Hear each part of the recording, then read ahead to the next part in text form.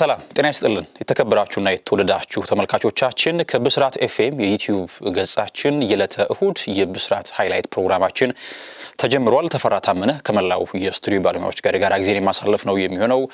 የአውሮፓ ታላቅ ሊጎች ጅማሬያቸውን አድርገዋል። እንግዲህ ባለፉት ወራቶች የዓለም ዋንጫ ተከናወነ። ከዚያም ባለፈ ደግሞ በዝውውር መስኮቱ ብዙ እንግዲህ ክለቦች በዝውውር መስኮቱ ሲሳተፉ ተመለከትን። አሁንም እርግጥ ነው የዝውውር መስኮቱ ገና ቀናቶች ይቀራሉ ሊጠናቀቅ። ነገር ግን የሊግ ጨዋታዎች ደግሞ ትኩረት የሚሰጣቸው ጉዳዮች ሆነው ይዘልቃሉ። የእንግሊዝ ፕሪሚየር ሊግም ከዕለተ ዓርብ ጀምሮ እየተከናወነ ይገኛል። እኛም ትናንት በነበረን ፕሮግራም ላይ የዕለተ ዓርብ ጨዋታዎችን ዕለተ ቅዳሜስ ማን ከማን ይጫወታል የሚሉትን በስፋት ስንመለከት ነበረ። ዛሬ ደግሞ የምናነሳው ትናንት የተደረጉ ጨዋታዎችን እንዳስሳለን። ዛሬ ደግሞ የሚከናወኑ ጨዋታዎች አሉ። እነዚያን ደግሞ እየዳሰስን የጋራ ጊዜ እናሳልፋለን። ዝውውርን በተመለከተም እንደዚሁ ጊዜ ሰጥተን የዝውውር ጉዳዮችንም ወደ እናንተ የማድረሳችሁ ይሆናል። የፕሮግራም አዘጋጅና አቅራቢ ተፈራ ታመነ ከመላው የስቱዲዮ ባለሙያዎች ጋር የጋራ ጊዜን የማሳለፍ ነው የሚሆነው። አብራችሁ እንድትቆዩ የአክብሮት ግብዣችን ነው። ታዲያ በቅድሚያ ውጤቶችን ላደርሳችሁ። ትናንት የእንግሊዝ ፕሪሚየር ሊግ የመጀመሪያ ሳምንት ጨዋታዎች በዕለተ ቅዳሜ ተደርገው ነበረ። የዕለተ ቅዳሜ የመጀመሪያው መርሃ ግብርም በምሳ ሰዓት ጨዋታ ሃል ሲቲን ከማንቸስተር ዩናይትድ ያገናኘ የጨዋታ መርሃ ግብር ነበረ። ሁለቱ ለየቅል የሆነ ታሪክ ያላቸው ናቸው በሊጉ። ማንቸስተር ዩናይትድ ለ20 ጊዜ የነገሰ ቡድን ነው በፕሪሚየር ሊጉ። ከዚያም ባለፈ ሃል ሲቲ ባለፉት አመታቶች በፕሪሚየር ሊግ ስንመለከተው አልነበርንም። በተለያዩ እርከኖች ሲዳክር የነበረ ቡድን ነበረ። ታሪክን መምዘዝ ካለብን ምናልባት ባለፉት 10 ግንኙነታቸው 8ቱን ማንቸስተር ዩናይትድ አሸንፈው በሁለቱ ነጥብ ተጋርተው ነው ማጠናቀቅ የቻሉት። ከዚያም ባለፈ ደግሞ ማንቸስተር ዩናይትድ ከሻምፒዮንሺፕ ካደጉ ቡድኖች ጋር ሲጫወት በጣም የተለየ ማሸነፍ ንጻር ያለው ቡድን ነው። 22 ጊዜ ድል አድርጓልና ይህ ደግሞ በጣም ትልቅ የተሻለ የማሸነፍ ቁጥር እንዳለው ቀይ ሰይጣናቶቹ በግልጽ ማሳያ ይመስለኛል። ትናንት ታዲያ ከሻምፒዮንሺፕ ያደገው ሃል ሲቲን ከማንቸስተር ዩናይትድ ያገናኘው ጨዋታ ሲጠበቅ የነበረ የጨዋታ መርሃ ግብር ነው። ትናንት በነበረው ጨዋታ በማንቸስተር ዩናይትድ በኩል ውስን ለውጦችን ተመልክተን ነበረ። በተከላካይ ስፍራ ላይ አይደን ሄቨን ከሃሪ ማጓየር ጋር ነበር ያጣመረው። ሊሳንድሮ ማርቲኔዝ ከፊትነስ ጋር በተገናኘ አሁንም ትንሽ ጥያቄዎች ስላሉበት ምርጫቸውን ማይክል ካሪክ አይደን ሄቨንን አድርገዋል። ሉክ ሾው በግራ ፉልባክ፣ ኑሳይር ማዝራዊን በቀኝ ፉልባክ አድርጎ ነበር የተጠቀመው። አማካይ ክፍል ላይ አዲሶቹ ፈራሚዎች አንድሬ ሳንቶስን ከዩሪ ቴሌመንስ ጋር ነበር ማጣመር የቻለው ማይክል ካሪክ። ከዚያም ባለፈ ብሪያን ምቡሞ በቀኝ መስመር፣ በ10 ቁጥር ፕሌይሜከር ላይ ብሩኖ ፈርናንዴሽ፣ በግራ መስመር ላይ ደግሞ እንደዚሁ ፓትሪክ ዶርጉን ነበር የተጠቀመው። ፊት መስመር ላይ ማቴዎስ ኩኛ ነው የተጠቀመው። ለማንቸስተር በጎ ነገር ምንድነው? ማቴዎስ ኩኛም ሆነ ብሪያን ምቡሞ ቨርሳታይል ናቸው። በየትኛውም ስፍራ መጫወት ይችላሉ። ኩኛ በተለይ 3 ስፍራዎች ላይ መጫወት ይችላል። 10 ቁጥር ላይ መጫወት ይችላል። የግራ መስመር ሆኖ መጫወት ይችላል። ከዚያም ሲያስፈልግ ደግሞ እንደ 9 ቁጥር ሆኖ መጫወት ይችላልና ትናንትም የ9 ቁጥር ሚና ነበር ማይክል ካሪክ ሰጥቶት የነበረው። እንግዲህ በጨዋታው ጅማሬ ወቅት ላይ በተወሰነ መንገድ ተመጣጣኝ ነገሮችን ተመለከትን። የለዘበ እንቅስቃሴ ነበር። ኢንቴንሲቲ ያን ያክል ከፍ ያለ እንቅስቃሴ ተመለከትን። ነገር ግን ደቂቃዎች እየገፉ ሲመጡ ሃል ሲቲዎች የበለጠ የማሸነፍ ፍላጎት ያለው ቡድን ይመስል ነበር። የበለጠ አግሬሲቭ፣ የበለጠ ከፍ ባለ ኢንቴንሲቲ የሚጫወት የበለጠ ፍላጎት ያለው ቡድን ሃል ሲቲ ሆኖ ነበር የተመለከትነው ትናንት። እንግዲህ ኦሴሚ አጃይም ጎል አስቆጥሮ መሪ ያደረጋቸው። ከዚያ በኋላ ደግሞ 38ኛው ደቂቃ ላይ ኖብል ሜንዲ ተጨማሪ ጎል አስቆጥርና ለልሲ ሁለት ጨዋታቸው 2-0 መሆን ይቻለ። ይሄ ብዙዎች ከገመቱት በተቃራኒ ሆኖ ነበር ያገኘነው የጨዋታው የውጤት ስኮር ቦርድ ላይ ስንመለከት። ምክንያቱም ማንቸስተር እንዳነሳውላችሁ ከባለፈው የውድድር ዓመት ከማይክል ካሪክ ወደ ኦልድ ትራፎርድ መድረስ በኋላ በሊጉ በጣም የተሻለ ቡድን ነበር በውጤትም በአጫወት መንገድም ስንመለከተው። ታዲያ ዘንድሮስ ያንን ኬሚስትሪ ያስቀጥላል የሚለው ትልቅ ጥያቄ የሚነሳበት ነበረ። በአንጻሩ ግን ሃል ሲቲ ከሻምፒዮንሺፕ ያደገ ቡድን ነው። በጥራት ደረጃም ፍጹም የተለያዩ ቡድኖች ናቸው። ስለዚህ ብዙዎች ግምታቸውን ለማንቸስተር ዩናይትድ ሰጥተው ነው ጨዋታው የተደረገው። ነገር ግን ዩናይትዶች ጎል ከተቆጠረባቸው በኋላ ወደ ሪትም ለመግባት ጎል አስቆጥረው ወደ ጨዋታ ላይ መመለስ በጣም ተቸግረው ነበረ። ምክንያቱም የዩሪ ቴሌመንስና አንድሬ ሳንቶስ ጥምረት አርኪ አልነበረም። ኬሚስትሪው አልተገኘም በፍጹም። እናም በተደጋጋሚ ኳሶች ይቆራረጡ ነበረ። ከዚያም ባለፈ ኳስ ለመስራት ይቸገሩ ነበረ። ሌላው ደግሞ ያስተዋልኩት ምንድነው እንግዲህ ማቴዎስ ኩኛ 9 ቁጥር ስፍራ ላይ እንዲሰለፍ ነው የተደረገው። ነገር ግን እርግጥ የተጫዋቹ ባህሪ አውት ኤንድ አውት አጥቂ አይደለም። ነገር ግን በጥልቀት ተመልሶ ሲጫወት ነበር። ያ መጥፎ አይደለም። በነገራችን ላይ አንድ የፊት መስመር ተጫዋች በጥልቀት ተመልሶ መጫወቱ የበለጠ በሊንክ አፕ ድሎች እንዲፈጠሩ ያደርጋል። ቢሆንም ግን ቦታ የሚባል ፕሬዘንስ የሚባል አለ። ምክንያቱም ማቴዎስ ኩኛ እሱ በሚፈልግበት ሰዓት ላይ ከስፍራው ነቅሎ ወደ ኋላ ከተመለሰ ዩናይትዶች በመስመር መካከል ከዚያም ባለፈ በእንቅስቃሴ ድሎችን ለመፍጠር ሲሞክሩ በስፍራው በዚያ ሳጥን ውስጥ አጥቂ ከሌለ ድሎችን ለመጠቀም ይቸግራቸዋል። ስለዚህ ማቴዎስ ኩኛ ተመለከታችሁ በተደጋጋሚ ከዚያች ከሳጥን ውስጥ እየወጣ ይጫወት ነበር። ያ ደግሞ የመዋቅር መፋለስ ያስከትላል ብዬ አስባለሁኝና ያንን ስንመለከት ነበር። እንደ ቡድን ግን ትናንት ቡድኑ ቅንጅት አልነበረው። ከግብጽ ከተከላካይ ስፍራ ጀምሮ እስከ ፊት መስመር ድረስ ቅንጅት የጎደለው ቡድን ነበር የተመለከተው። ትናንት የኋላ እንዲያውም ሃሪ ማጉዌር ሁሉ ወደፊት እየገፋ ተጠግቶ ሲጫወት እንመለከተው ነበርና ከአማካይ ክፍል ጀምሮ እስከ አጥቂ መስመር ድረስ ያለው የማጥቃት መዋቅር ፍጹም ጥሩ አልነበረም ትናንትና። አሁንም ትልቅ የቤት ስራ እንዳለበት በትልቁ ማሳያ ነው ማንቸስተር ዩናይትድ። ምክንያቱም ካስሚሮን ተክቷል ብዬ አላስብም ማይክል ካሪክ። ምክንያቱም የበለጠ የማሸነፉን የበለጠ የጨዋታውን ዘይቤ ኬሚስትሪ ያገኘው በካስሚሮና በኮሜኑ ነበረ። ነገር ግን አሁን ካስሚሮ ከቡድኑ ጋር ሲለያይ እርሱን ሊተካ የሚችል በተወሰነ መንገድ ከካራክተር አንጻር ከተመለከት ነው አንድሬ ሳንቶስ የካስሚሮ የሚመስል ካራክተር አለው። ኳስ ሲመሰርት ከዚያም ባለፈ ላይን ብሬኪንግ ፓሶችን ሲያደርግ እርጋታው ወደ ካስሚሮ ያደላ ጨዋታን ይከታል። ነገር ግን ዲስትሮየር አይደለም በካስሚሮ ልክ። ከዚያም ባለፈ ደግሞ ጌም ሪዲንጉ አሁንም በሱ ልክ አይደለም። እርግጥ ነው ተጫዋቹ በከፍታ እንግዲህ አንድ ወጥ እንኳን በአንድ ዓመት የፕሪሚየር ሊግ ልምድ ያለው ተጫዋች አይደለም። ስለዚህ እነዛ የበለጠ የሚነሱ ችግሮች ነበሩ። አሁንም ግን በደንብ ቡድኑ ከአማካይ ክፍል ጀምሮ እስከ አጥቂ ስፍራ ድረስ በደንብ ቅንጅቱን ማድረግ ያለበት። ካሪክ ትልቁ ስራው የካስሚሮን ስፍራ መተካት ነበር ብዬ አስባለሁ። ነገር ግን ከዚያ ይልቅ የበለጠ ዝውውሮቹ ለካሪክ ጨዋታ ያልቀረቡ ናቸው። ካርሎስ ባሌባ እርግጥ ነው ስኳድ ደግሞ የግድ ያስፈልጋል። እንግዲህ ካርሎስ ባሌባን ስንመለከት ዩሪ ቴሌማንስም በካስሚሮ አጫወት መንገድ የሚከተሉ አይደሉምና አሁንም ቡድኑ አማካይ ክፍል ላይ የስኳድ ዴብዙን አሰፋ እንጂ ከጥራት ደረጃ አንጻር ብዙ የሚነሱበት ጥያቄዎች እንዳሉ በደንብ ነጥቦችን ማንሳት የሚያስፈልግ ይመስለኛል። ትናንት ግን በጥቅሉ ቡድኑ ተነሳሽነት የጎደለ ይመስል ነበርና አሁንም የቆመ ኳስ ላይ ቡድኑ ራሱን ማረም እንዳለበት በደንብ ማሳያ ነው። እንግዲህ ማይክል ካሪክም አሁን በነበረን ፐርፎርማንስ ጥሩ አልነበረም። ነገር ግን በቀጣዮቹ ጨዋታዎች ላይ ራሳችን አርመን እንመጣለን የሚል ሐሳብን ሰጥቷል። ብሩኖ ፈርናንዴዝም ውጤቱ ለደጋፊዎቻችን በጎ አይደለም፣ ነገር ግን ከጎናችን እንዲሆኑ እናሳስባለን የሚል ሐሳብ ነው የሰጠው ብሩኖ ፈርናንዴዝ። ትናንት ግን ሄልሲቲዎች በጣም እጅግ አስፈላጊ ምናልባት ሲዝናቸውን በበጎ መንገድ መጀመራቸው በውድድር ዓመቱ ላይ ለነሱ ሰስቴን ማድረግ ነው ትልቁ ጉዳይ፣ በሊጉ መቆየት ነው ትልቁ እቅዳቸው ሊሆን የሚችለውና ለዚያ መንገዳቸውንም ጀምረዋል ሄልሲቲዎች ማለት ነው። ትናንት ሄልሲቲ ማንቸስተር ዩናይትድን በማሸነፍ በጥሩ መንገድ ሲዝናቸውን ጀምረዋል። ሌላኛው የጨዋታ መርሃ ግብር በሂሊንኪሰን ኤቨርተንን ከክሪስታል ፓላስ ያገናኘ የጨዋታ መርሃ ግብር ነበረ። ትናንት ኤቨርተን ከፓላስ ባከናወኑት ጨዋታ ኤቨርተኖች አሸንፈው 3 ነጥብ አሳክቷል። ትናንት ሉዊስ በርያልና ቲኖ ባሪ ናቸው ጎሎቹ ማስቆጠር የቻሉት ለኤቨርተን። ትናንት ተመጣጣኝ የሜዳ ላይ እንቅስቃሴ ነበራቸው ሁለቱ ቡድኖች። ኤቨርተን ጥሩ ዙሮችን ፈጽሟል። እንደሚታወሰው ሃይደን ሃክኔን ከሚድልስብራ በጣም ጥሩ ተጫዋች ነው። የተጫዋች በትልቅ የእንግሊዝ ቡድኖች ጭምር ይፈለግ የነበረ ልጅ ነው። ሃክኔን ማስፈረማቸው ይታወቃል ከሚድልስብራ። እናም ትናንትም ቋሚ ሰላፊ ውስጥ ነበረ። ኤሊማን ንጄ ይለቃል የሚል ዘገባዎች ሲወጡ ነበረ። በተለይ አልሂላል ስሙ ሲነሳ ነበረ ከተጫዋቹ ጋር። ነገር ግን አሁን ላይ በዚያው በሂሊንኪሰን የሚቆይ ይመስላል ኤሊማን ንጄ። እናም ትናንትም ቋሚ ሆኖ ነበረ መሰለፍ የቻለው። አስፈላጊ ባል ድል አስመዝግቧል ኤቨርተን። ክሪስታል ፓላስ ወሳኝ አሰልጣኙን አጥቷል አይደለ? ኦሊቨር ግላስነር ቡድኑን የኤፍኤ ካፕ ዋንጫ እንዲያሳካ የኮሚሽን ዋንጫ እንዲያሳካ ያደረጉት ታላቅ አሰልጣኝ ናቸው በፓላስ ቤት። ነገር ግን እሳቸው ላይ ወደ ፎረስት ማምራታቸው ይታወቃል። እናም ክሪስታል ፓላስ በአዲስ አሰልጣኙ የተመራ ነበር ጨዋታውን ማድረግ እየቻለው። ፒየርሳጅ በተለይ በሎንስ በጣም ጥሩ ዓመት ያሳለፈ ሰው ነበረ። አሁን ደግሞ ፓላስ መጥቷል። ትናንት ኤቨርተን አስፈላጊ የሚባል 3 ነጥብ ማሳካት ችሏል። አዲስ አዳጊው ሌላኛው ኮቨንትሪ በመከተል በሻምፒዮንሺፕ ሁለተኛውን ያጠናቀቀው ኢፕስዊች ታውን በሜዳው ከሰንደርላንድ ጋር ተጫውተው ነበር። ኢፕስዊች ታውን 2-1 በሆነ ውጤት አሸንፈዋል። እንግዲህ ኤመርሰን እና ጃክ ክላርክ ናቸው ጎሎቹ ማስቆጠር የቻሉት። ኔልሰን አንጉሎ ደግሞ አንዷን የሰንደርላንድ ጎል ያስቆጠረው ተጫዋች ነው። በሌላኛው የጨዋታ መርሃ ግብር በኖቲንግሃም ፎረስት እና በሊድስ ዩናይትድ መካከል የተከናወነ ጨዋታ ነበር። ሁለት ዘንድሮ ምናልባትም እንደ ሰርፕራይዝ ሊያደርጉን ይችላሉ። ጥሩ ቅንጅት ፈጥረው በፕሪሚየር ሊጉ እንደ ዳርክ ሆርስ ሊሆኑ ይችላሉ ተብለው ከተገመቱት ሰርፕራይዚንግ ቡድኖች መካከል የሚጠቀሱ ናቸው ሊድስ እና ኖቲንግሃም ፎረስት። ትናንት የኦሊቨር ግላስነሩ ኖቲንግሃም ፎረስት በሲቲ ግራውንድ በገዛ ሜዳው በሊድስ ተሸንፏል። በአንቶኒ ስታንች የፍሪኪክ ጎል ነው ማሸነፍ የቻሉት ሊድሶች። ግዳይል ፋርከ በተለይ ካለፈው ውድድር ዓመት ላይ ላለመውረድ ይታገል የነበረ ቡድን ነበረ።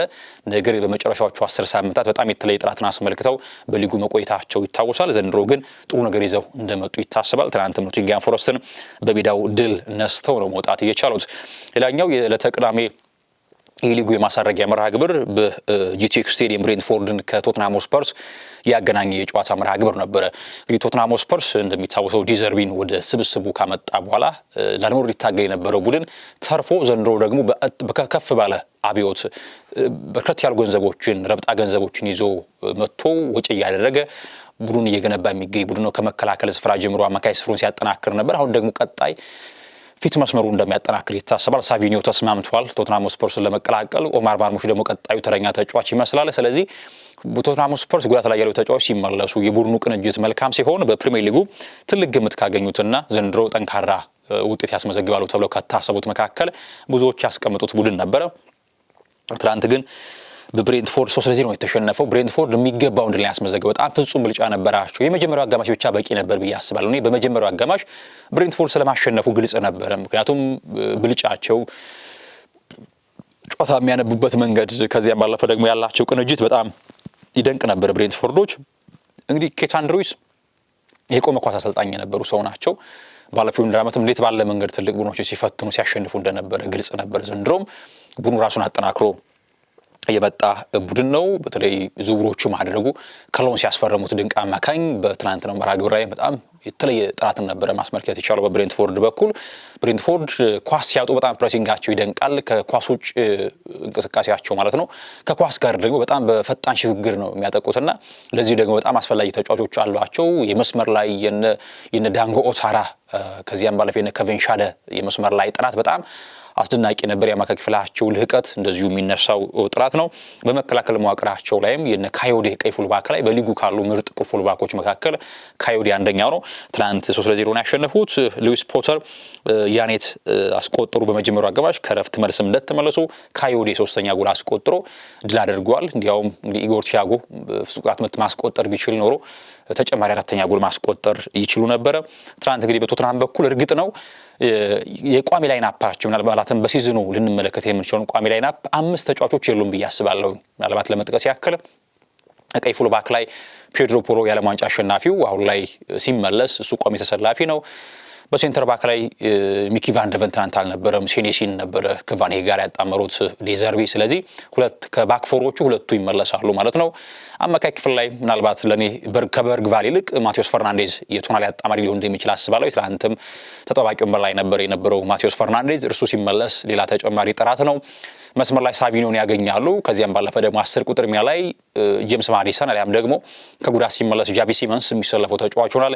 የግራ መስመር ተጫዋች ማስፈረማቸው አይቀርም። ለኔ ከሪቻርልሰን የበለጠ ሶላንኬ ማሰለፍ በጎ ነበር ብያምናለሁኝ። ስለዚህ ምናልባት ከላይን አፓቸው 4 እና 5 ተጫዋቾችን መጨመር ሲሉ ቶተንሃሞች የበለጠ ጥራትን ይዘው ሊመጡ እንደሚችሉ ይታሰባል። በብዙ መልኩ ዝግጁ አልነበርም የሚል ሀሳብ ሰጥቷል ሮቤርቶ ዲዘርቢ ከጨዋታው መጠናቀቅ በኋላ። ግልጽ ነው ትናንት ቶተንሃም በብዙ መልኩ የተሻለ ቡድን አልነበረም። ሜዳ ላይ ብሬንትፎርድ የሚገባውን ድል ነው ማስመዝገብ እየቻለው። ሌላኛው ወደ ስፔን ልውሰዳችሁና ኤስፓኞል ከሪያል ማድሪድ የተደረገ ጨዋታ ነበር። የደርቢነት ስሜት አለው። ምክንያቱም ኤስፓኞል የካታሎን ቡድን ነው፣ በአንጻሩ ሪያል ማድሪድ የማድሪድ ከተማ ቡድን ነውና ልክ እንደ ባርሴሎናና ማድሪድ ሲጫወቱ እንዳለው ስሜት የካታሎን እንግዲህ ራስ ገዝ አስተዳደር የሚል ሐሳብ ያላቸውና በዚህ ሐሳቢ ምክንያት የደርቢነት ስሜት ነበረው። አሰልጣኝ ሆዜ ሞሪኒዮ ከ13 ዓመታት በኋላ 2013 ላይ ነበር አይደለ ከሪያል ማድሪድ ጋር የተለያዩት። ከዚያ ዳግም ከ13 ዓመታት በኋላ ዳግም ትዳራቸውን ፈጽመው ይገኛሉ እና ማድሪድ በምን አይነት እቅድ ይጫወታል የሚለው ትናንት ይታሰብ ነበረ። በሪያል ማድሪድ በኩል ትናንት ባጫወት ረገድ በጣም አስደናቂ ፕሬሲንግ ነበር የተመለከትነው። ከዚህ ቀደም በነበረው በተለይ ካርሊቶንን ቡድን የአርቤሎዋንን ቡድን ስንመለከት በአሎንሶም በዚህ ልክ ነው ፕሬሲንግ አልተመለከትኩምና ሎስ ብላንኮቹ ኳስ በሚያጡበት አጋጣሚ ፕሬሲንጋቸው ልክ እንደ አውሬ ነበር ፕሬስ ያደርጉ የነበረው። እንደ ቪኒሲየስ ጁኒየር ኪሊያን ምባፔ ጭምር ፕሬሲንጋቸው በጣም ይደንቅ ነበር ትናንት። እና የቡድን ስሜታቸውን አንዳቸው የተለየ መልበሻ ክፍል መነቃቃት እንዳለ ማሳያ ነው። እንደሚታወቀው እንግዲህ ሪያል ማድሪድ የአውሮፓ ቻምፒየንስ ሊግ ቁንጮ ቡድን ነው። ነገር ግን ከዚያ ክብሩ ፈቀቅ ብሏል። አሁን ላይ አይደለም ዋንጫ ለማሳካት ይቅርና እስከ ግማሽ ፍጻሜ እንኳን ለመድረስ እየተቸገረ ይገኛል ባለፉት 2 ዓመታቶችና ጆዜ ደግሞ ለዚህ ቡድን ቤት መንገድ ነው የትኛውን የስኬት መንገድ ነው የሚቀርጹት የሚለው ትልቁ ጉዳይ ይመስለኛል። ትናንት ግን ጥሩ የሚባል ፍንጭ ተመልክቻለሁ። በማድሪድ በኩል በጣም ጥሩ መነሳሳት የተመለከትኩበት ቡድን ነበረ። በላይናፕ ረገድ ትናንት የተጠቀሙት በርናርዶ ሲልቫን እንደ 6 ቁጥር አድርገው ከቫልቬርዲ ጋር ነበር የተጠቀሙት። 8 ቁጥር አድርገው ቫልቬርዲን ከዚህ 10 ቁጥር ላይ ጁድ ቤሊንግሃምን ነበር የተጠቀሙት። ባክፎር ላይ ምርጫቸው ደንዝል ደምፍሪስ ይመስላል ጆዜ። ምክንያቱም ተጫዋቹ በመከላከል በማጥቃትም ጥሩ የሚባል የተሟላ ጥራት ያለው ተጫዋች ነው። ኔዘርላንዳዊው የቀይ ፉልባክ ደንዝል ደምፍሪስ ከትሬንት ይልቅ እሱ መርጠው ነበረ። በግራ ፉልባክ ላይ ኩኩሪያ ባለሟንጫ ብዙ ስላደረገ እሱ ተጠባቂ ወንበር ላይ ያስቀምጠው አልቫሮ ካሬራስን ነበር የተጠቀሙት። ሴንተር ባክ ላይ ዲን ሃውሰንን ከኢቡ ኮናቴ ጋር ነበር የተጠቀሙት። በጣም በነገራችን ላይ ኮናቴ በሊቨርፑል ባለፈው የውድድር ዓመት ላይ አቬሬጅ ተጫዋች መስለው ነበር። ነገር ግን ትናንት በጣም ልዩ ፐርፎርማንስ ነበር ያስመለከተው። ፊት መስመር ላይ ግን በቀይ መስመር ስፍራ ላይ አርዳ ጉለርን ከዚያም ባለፈ ኪሊያን ምባፔና ቪኒሲዮስ ጁኒየር ነበር የተጠቀሙት። አሰልጣኝ ሆዜ ሞሪኒዮ ትናንት በጣም የሚመጣጠን ጨዋታ ፈርስት ሃፍ ተመለከትን በኤስፓኞል በማድሪድ በኩል። እናም በመጀመሪያው ደቂቃዎች ላይ 9ኛው ደቂቃ ላይ ጁዲ ቤሊንግሃም በግንባር ጎል አስቆጥሮ ሎስ ብላንኮቹ መሪ ሆኑ። አርዳ ጉለር ነበር በጣም በግሩም መንገድ ያሻገረውን ኳስ ቤሊንግሃም በግንባር ማስቆጠር የቻለው። ከዚያም 30ኛው ደቂቃ ላይ አሌክስ ካትራቪያ በጣም ግሩም ጎል ማስቆጠር ቻለው። በጣም ሊንካፓቸው በጣም አስደናቂ ነበረ። ኤስፓኞል ሲያጠቁ በጣም አስገራሚ ናቸው። ምናልባት ከኳስ ውጭ ነው ትንሽ ሲቸገሩ የነበረው እንጂ ከኳስ ጋር ያላቸው የፊት መስመር ላይ በተለይ ፋይናል ሰርድ ላይ ያላቸው ቅንጅት በጣም ጥሩ ነበረ ትናንት። እናም ጥሩ ጎል አስቆጥረው አቻ መሆን ቻሉ። የመጀመሪያው አጋማሽ በዚህ ተጠናቀቁ። ከረፍት መልስም በጣም ይበልጥ ማድሪድ የተሻለ ቡድን ነበረ። ቢሆንም ግን በጣም ተቸግሮ ነበረ። የማሸነፊያ ጎል ለማስቆጠር የግድ 90 ደቂቃዎችን መጠበቅ ነበረበት። ካርሎስ ኤስፒ ተቀይሮ ገብቶ ነው ጎል ማስቆጠር የቻለው። ከሌቫንቴ ነበር የፈረመው ተጫዋች። ከጨዋታውም በኋላ በዓለም ላይ እንደኔ ደስተኛ ሰው የለም የሚል ሐሳብ ነው የሰጠው ካርሎስ ኤስፒ። እናም ተጫዋች በመጀመሪያ ዲቢው ለማድሪድ ጎል ማስቆጠር ችሏል። ሪያል ማድሪድም 2-1 በሆነ ውጤት ኤስፓኞልን ማሸነፍ ችሏል። ቪኒሲየስ ጁኒየር በነገራችን ላይ ትናንት እንቅስቃሴ ጥሩ አልነበረም። ነገር ግን ቪኒ ምናልባት በአንድ ጨዋታ ላይ ጥሩ አይደለም ብለን ለመውቀስ ስናስብ ቀጣይ ደግሞ በጣም የተለየ ፐርፎርማንስ ይዞ ይመጣል። ነገር ግን ትናንት እንደ ፐርፎርማንስ በሜዳ ላይ እንቅስቃሴ ጥሩ አልነበረም ቪኒሲየስ ጁኒየር። በአንጻሩ ግን ኪሊያን ምባፔ ከሳጥን ውጭም እየወጣ በደንብ ድሪብሎችን ያደረገ ድሎችን ለመፍጠር ይሞክር ነበረ። ቪኒሲየስ ግን ትናንት ፐርፎርማንሱ ጥሩ አልነበረም። ነገር ግን ሪያል ማድሪድ ጆዜ ሞሪኒዮ እንግዲህ የመሩት የመጀመሪያ ድሉን በላሊጋው ማስመዝገብ ቻለ። ጆዜም ልክ የአሸናፊነቷ ጎል ስትቆጠር ደስታቸው ልዩ ነበረ ከኮቺንግ ስታፉ ጋር። እናም ትናንት ድል አድርጓል ማድሪድ። ሳን ማሜስ ላይ አትሌቲክ ቢልባኦ ከሴቪያ ተጫውተው የአንዳሉሲያው ቡድን ሴቪያ 3-1 አሸንፏል። ቫሌንሲያ ሚስቲያ ላይ ከሴልታ ቪጎ ያለ ጎል የተጠናቀቀ ጨዋታ ነው። በጣሊያን ሴሪያም በሳንሲሮ ጁሴፔ ሜዛ ኢንተር ሚላንን ከሞንሳ ያገናኘ ጨዋታ ነበር። ያለፈው ውድድር ዓመት የስኩዴቶ ሻምፒዮን ነበረ ኢንተር። ትናንትም በድል ጀምሯል። ሃካን ቻንሃሎግሉ ጎል አስቆጠረ። ከዚያም ጉስታቮ ቫሬላ አቻ አድርጓ ነበረ ሞንሳን። ነገር ግን የኋላ ዚሌንስኪ ኤስፖሲቶና ያን ቢሴክ ያስቆጠሯቸው ጎሎች ኔራዚሪዎችን ባለድል እንዲያደርጉ ሆኗል። ጄኖዋ ከናፖሊ ተጫውተው ነበረ። ትናንት ተቸግረው ነበረ ናፖሊ በነገራቸው ላይ። ኋላ ግን የኬቨን ዴ ብሩይነ እና የአንቶኒዮ ቫሬጋ ጎሎች የደቡብ ጣሊያኑን ቡድን ባለድል አድርገውታል። በጨዋታዎች ኡዲኔዜ ከኮሞ ነጥብ ተጋርተው ወጥቷል። ትናንት ኮሞ ከኡዲኔዜ በጣም ቆንጆ ጨዋታ ነበር የተመለከትነው። እንግዲህ ኮሞዎች ፊት መስመራቸው በጣም ለመመልከት አዝናኝ ነው። የሴስክ ፋብሪጋሱ ኮሞ፣ የነ ኒኮፓዝ፣ የነ ባቱሪና፣ የነ ዳኩኛ ከዚያም ባለፈ ፊት መስመር ላይ ያላቸው ጥራት በጣም ጥሩ ነበረ። በመከላከል ረገድም ትሪቮ ቻሎባ ተቀላቅሏል ከቼልሲ ኮሞን። ከዚያም ባለፈ ደግሞ ጃኮቦ ራሞንም የሚጠቀሰው ስም ነበረ። እናም ትናንት ጥሩ መንቀሳቀስ ችለው የነበረ ቢሆንም ነገር ግን ነጥብ ተጋርተው ወጥተዋል ኮሞዎች። ፓርማ እንደዚሁ በሜዳው በካግሊያሪ ተሸንፏል። የካርሎስ ኩዌስታው ፓርማ በፍራንስ ሊግ ሎንስ ኦግዜርን 5-2 አሸንፏል። ትሯ ከፓሪስ ፉትቦል ክለብ ያለ ጎል ጨዋታቸው ተጠናቋል። ሎሞን ከስታድ ብረስቷ የተከናወነው ጨዋታ 2-2 ተጠናቋል። ኒስ ከሎሪዮ ያለ ጎል የተጠናቀቀ ጨዋታ ነው። ቱሉዝ ከኦሎምፒክ ሊዮን ጨዋታቸውን ከውነው ነበረ። ኦሎምፒክ ሊዮን ከሜዳ ውጭ ጨዋታውን አሸንፈው ወጥቷል። በዚህ መንገድ የአውሮፓ ታላቅ ሊጎች ነበሩ። ከዚያም ባለፈ በጀርመን ሱፐር ካፕ ጨዋታም ቦሩሲያ ዶርትሙንድ ከባየር ሙኒክ ተጫውተው ነበር። ባቫሪያኖቹ አሸንፈዋል። 2-1 ነው ያሸነፉት። ናታን ብራውንና ማይክል ኦሪሴ ጎሎቹን አስቆጥሯል። ፋቢዮ ሲልቫ አንዷን የዶርትሙንድ ጎል ያስቆጠረው ተጫዋች ነው። ወደ ዛሬ መርሃ ግብሮች ደግሞ ልውሰዳችሁ። ዛሬ የሚደረጉ ጨዋታዎች አሉ በእንግሊዝ ፕሪሚየር ሊግ። አሜሪካ ላይ ብራይተን ከአስቶን ቪላ ይጫወታሉ። ማንቸስተር ሲቲ ከቦርንመዝ ሌላኛው መርሃ ግብር ነው። እንግዲህ አስቶን ቪላዎች ጥሩ ተጫዋቾቻቸውን አጥተዋል። በግራ ፉልባክ ላይ ሉካስ ዲኝን አጥተውታል። ኤዝሪ ኮንዛ መዳረሻው መድፈኞቹ ቤት ሆኗል። ሞርጋን ሮጀርስ ከቡድኑ ጋር ተለያይቷል። አማዱ ኦናና ለረጅም ጊዜ በጉዳት አጥተውታል። እነዚህ ሁሉ ችግሮችን ይዞ ነው ዩሪ ቴሌማንስን ጭምር አጥተውታልና እርግጥ ነው እንደነ ማንዛምቢ የመሳሰሉ እንደነ ጎሜዝ የመሳሰሉ ልጆችን ወደ ቡድናቸው አምጥተዋል። ኦሊ ዋትኪንስም የመቆየቱ ጉዳይ አሁንም አጠራጣሪ ነው። ነገር ግን ኡናይ ኤምሪ እንደምንም ጠግ ነው ጥሩ ቡድን እንደሚገነቡ ይታሰባል። በኢቲሃድ ማንቸስተር ሲቲ ከቦርንመዝ ይጫወታሉ። እንግዲህ ፔፕ ጓርዲዮላ ኢራ በኋላ ማንቸስተር ዩናይትድ ቡድን ይገነባል የሚል ይጠበቃል። ማንቸስተር ሲቲ መሪውን ብቻ አይደለም ያጣው፣ የቡድኑን ወሳኝ ተጫዋቾችም አጥቷል። በፔፕ ጓርዲዮላ ሐሳቤ ውስጥ ኳስን የሚቆጣጠር ተጫዋች እጅግ አስፈላጊ ነበር። ማንቸስተር ሲቲ ባለፉት ዓመታት በዚህ ነበር ሲቃኝ የነበረው። ነገር ግን የዓለማችን ምርጡ 6 ቁጥር ሮድሪን አጥተውታል። ሲቀጥል ደግሞ በየትኛው መንገድ መጫወት የሚችለውን የቡድኑን የልብ ትርታ በርናርዶ ሲልቫንም አጥተውታል። ጆን ስቶንስ አጥተውታል። ብዙ ልጆችን አጥተዋል ማንቸስተር ሲቲዎች። ስለዚህ በአዲስ ኢራን የመጣው ኤንዞ ማሬስካ ስለዚህ እንዴት ባለ መንገድ ቡድኑን ያቀናጃል የሚለውና ትልቅ ኃላፊነት ነው የተሸከመው።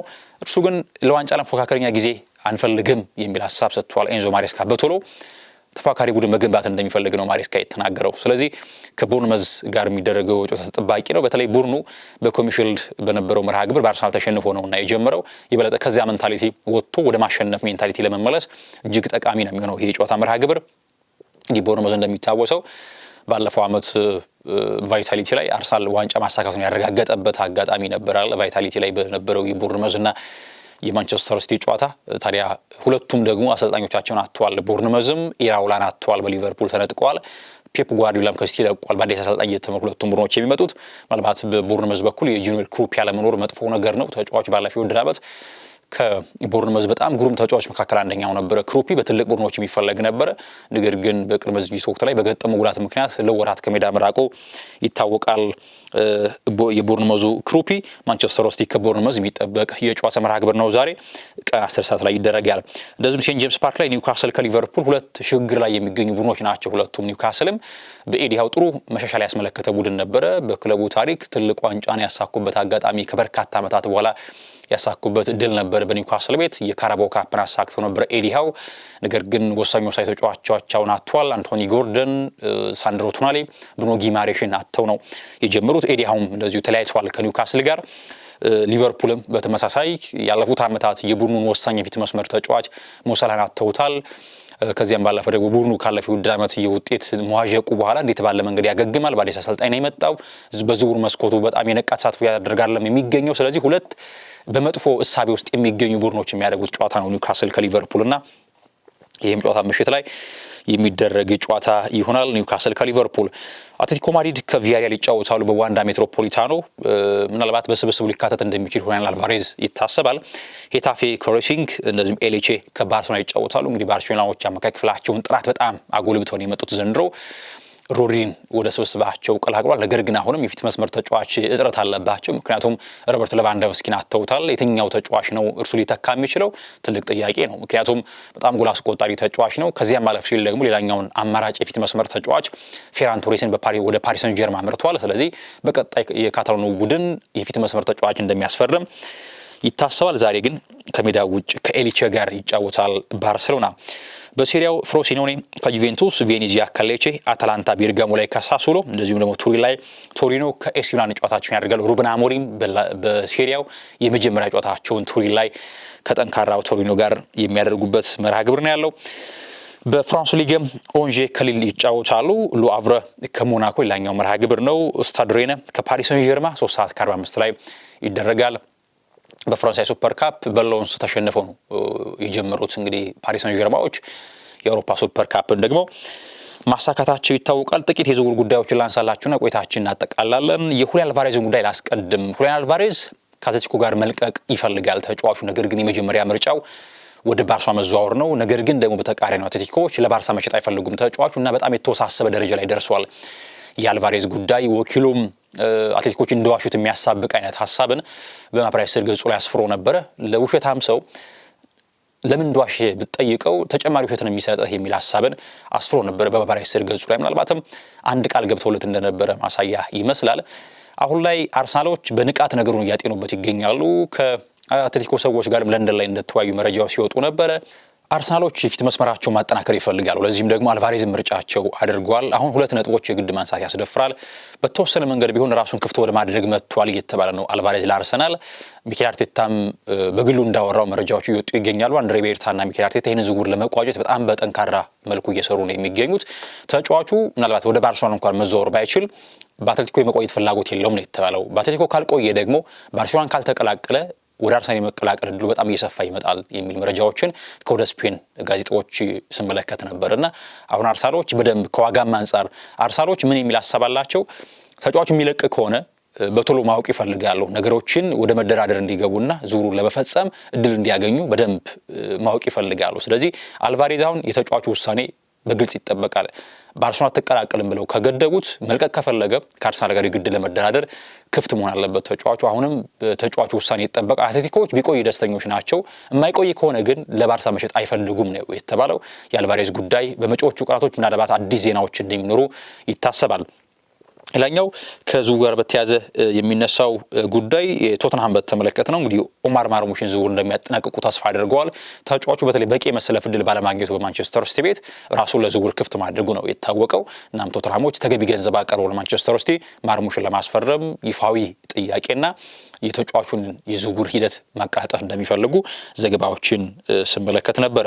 ሌላኛው የሚነሳው ጉዳይ ኦሌ ዋትኪንስ ለአስቶን ቪላዎች እንዳሳወቃቸው አንድ ነገር ታውቋል። ምንድነው? ወደ ሳውዲው ክለብ አልሂላል የመዘዋወር ፍላጎት እንዳለው አሳውቋቸዋል የተባለው። እንግዲህ የተጫዋቹ እድሜው እየገፋ መጥቷል። ጥያቄያቸው ሁለት ጊዜ ጥያቄ አቅርበው ሂላሎች ውድቅ ተደርጎባቸዋል በአስቶን ቪላ። ነገር ግን ኦሌ ዋትኪንስ ወደ ሂላል መዘዋወር እንደሚፈልግ ለአስቶን ቪላ ሰዎች እንደነገራቸው መረጃዎችን ስንመለከት ነበር። ስፔናዊ ግራ ፉልባክ ምናልባት አሌሃንድሮ ባልዴ ስሙ ከማንቸስተር ጋር የተያዘ ነው የሚገኘው። ተጫዋቹ የመልቀቅ ዕድሉ እየሰፋ መጥቷል የተባለው ከብሉ ግራናዎቹ ጋር። እናም የባልዴ ጉዳይ ወደፊት ሊታዩ የሚገባው ዝውውር ነው በሚል መረጃዎችን ስንመለከት ነበር።